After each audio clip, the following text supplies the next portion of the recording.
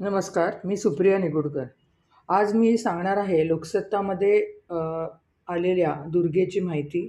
नाव शालू कोल्हे.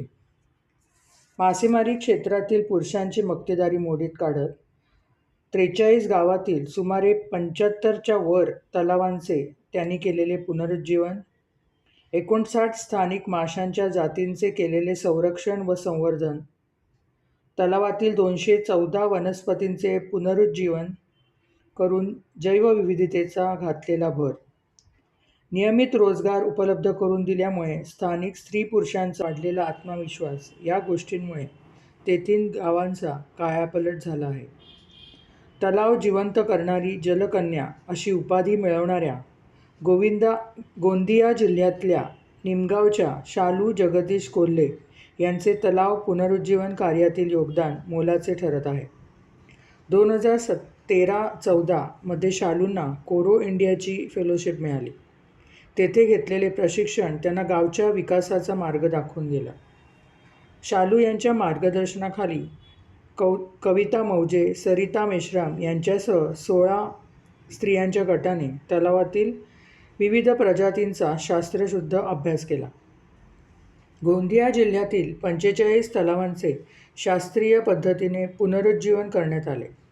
पावसाळ्याआधी तलावाची नांगरणी करून पाऊस पडल्यानंतर तेथे गाद, चिला, पाज, देवधान, पोवन, कमळ, चौरा, राजोली, खस आदी 11 प्रकारच्या पाण वनस्पतींची लागवड केली.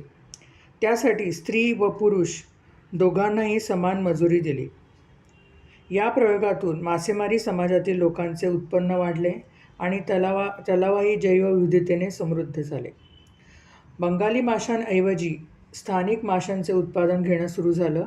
त्यासाठी स्त्रियांना मासे पकडण्यापासून ते बाजारात विक्री करण्यापर्यंतचे प्रशिक्षण दिलं गेलं.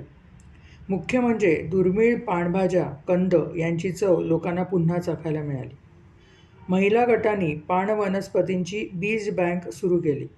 एवढेच नाही तर माशांची नवी बाजारपेठही तयार झाली. नवे दीर्घकाळ टिकणारे पदार्थ तयार केले जाऊ लागले.